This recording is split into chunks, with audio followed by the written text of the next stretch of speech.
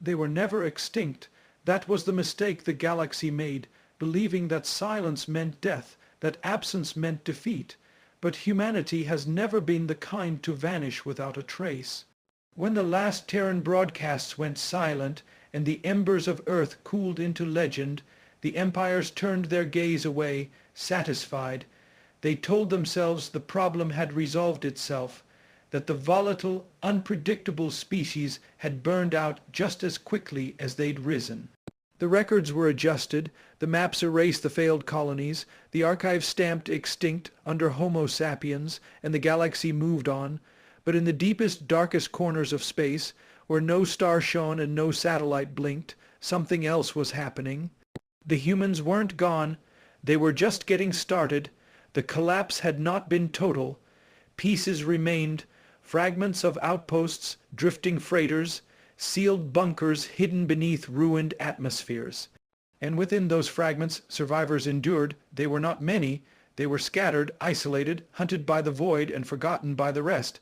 But they had one thing that no other species understood: memory.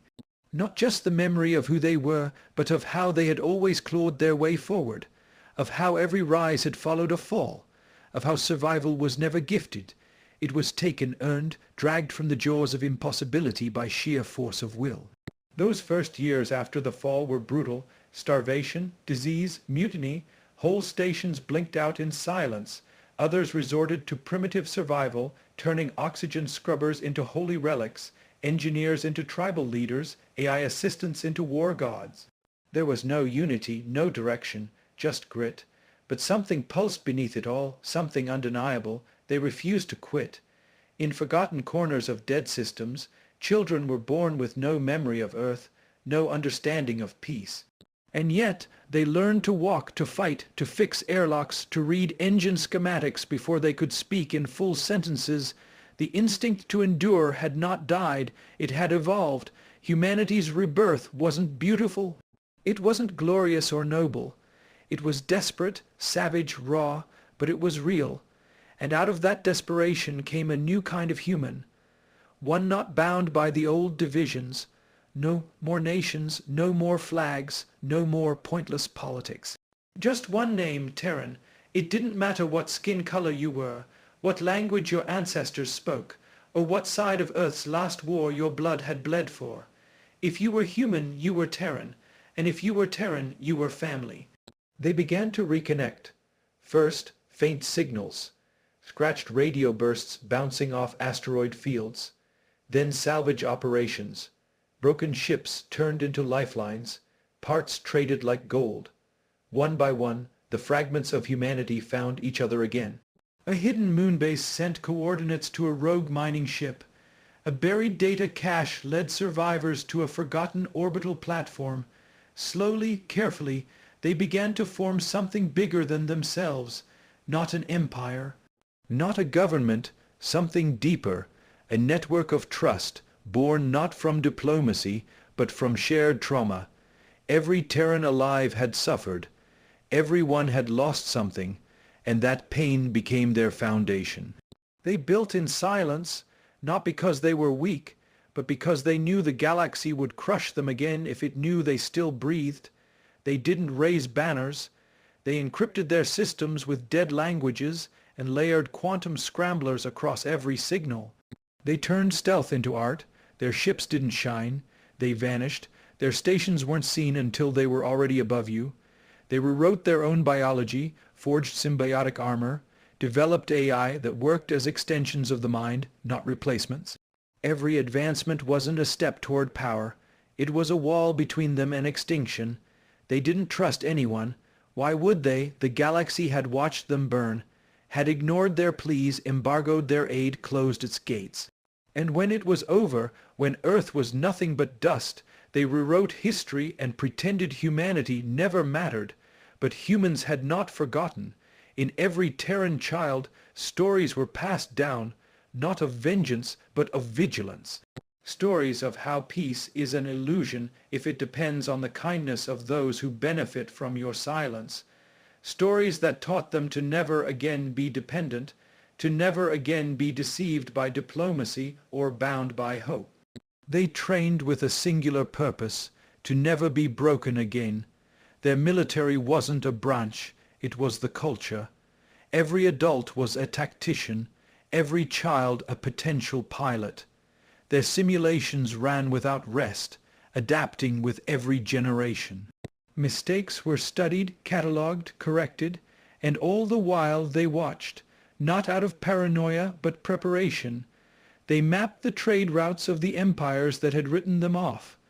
They decoded the defense grids of the systems that once scoffed at their desperation. They learned the enemy without ever firing a shot because war wasn't their goal. Their goal was never to return to the galaxy and ask for a place. It was to ensure that, should the galaxy ever come for them again, it would be the last mistake it ever made. Over time, the myth of the humans became legend, a cautionary tale told in officer academies and alien lecture halls. Beware the ghost species, they'd say, the ones who once burned worlds, then vanished. No one truly believed. It was easier to treat humanity as a parable, a warning about ambition, about overreaching. But somewhere in the back of every leader's mind the question lingered, what if they're still out there, and they were? Not hiding, not waiting, but preparing, because humanity was never gone. They were simply evolving where no one could see, becoming not what the galaxy expected, but what it would never be ready for. When the Terran fleet arrived, it didn't announce itself. No grand broadcasts, no calls for negotiation, no threats issued across open channels. It simply appeared, silent, massive, inevitable, the kind of silence that screamed louder than any war cry. One moment, the systems near the outer ring of the Orion sectors were quiet, routine, unremarkable. The next, sensors failed. Communications fell into static. Satellites blinked out. And then the sky was full of shadows that didn't move like any known ships. They held formation in ways that defied pattern recognition. No transponders, no known signatures, no readable intentions, just presence, raw, undeniable, and far too organized to be a fluke. Command centers across multiple empires scrambled to identify the threat, but their simulations couldn't explain what they were seeing. The vessels weren't broadcasting aggression, but they weren't passive either. They hovered with the kind of control that only comes from absolute purpose. There were no scouting parties, no hail frequencies, no diplomatic intermediaries, just the fleet, cold and indifferent, like a verdict already reached. Systems that had once boasted impenetrable defense networks suddenly found their shields offline, their defense grids unresponsive. The humans weren't attacking, they were simply overriding. To those watching from below, it looked as if the sky had cracked open. Great dark hulls moved as if they were part of the stars themselves, casting eclipses on worlds that had long forgotten the name Terran. Panic erupted. Civilians fled into bunkers, leaders ordered scans, and fleets were scrambled, but none of it mattered. The Terran fleet didn't move with the rhythm of negotiation or posturing. It wasn't waiting for a response. It wasn't giving a warning, it was passing judgment. The great ships bore no national flags, no colors, no identifying crests. They weren't interested in being known. What they carried was not a message of conquest. It was the consequence of a long, forgotten silence. The galaxy had treated humanity's fall as a footnote, a convenient disappearance, a cleanup of chaos, but the humans had remembered every unanswered call for aid, every closed gate, every turned back. Their fleet was not a military maneuver, it was memory given form, a procession of proof that the forgotten do not remain forgotten forever, and still they did not fire, not a single shot was discharged. Not one weapon system was powered visibly, not one enemy vessel was targeted, and that's what made it worse. The ambiguity was unbearable. The empires didn't know whether to fight, to flee, or to plead. And the humans gave them nothing, no declaration, no timetable, just an overwhelming, unmoving presence. The implication was clear. This wasn't an invitation to discuss history. This was history arriving to speak for itself. Planetary leaders who once dismissed humanity as unstable began broadcasting pleas, offers of alliance, reparations, open borders. They apologized for decisions made generations ago, but the Terran fleet didn't respond. Because this wasn't diplomacy, this wasn't politics, this was consequence. In the command chambers of the inner systems, admirals whispered the truth none of them wanted to face. The Terrans had returned not for vengeance, but for balance. Not to demand forgiveness, but to remind the galaxy that forgetting does not erase, that absence is not erasure, and that silence is not weakness. What hovered above them wasn't a force of war. It was the final proof that humanity had transcended its reliance on anyone but itself. And in that silence the galaxy heard something deeper than words, certainty. The certainty that if the Terrans had wanted war, there would be no time to prepare. The certainty that every weapon system they'd ever built was likely mirrored, surpassed, and nullified aboard those unidentifiable ships. The certainty that humans had returned not to fight for a place in the galactic order, but to show they no longer needed it. Some fleets tried to provoke them.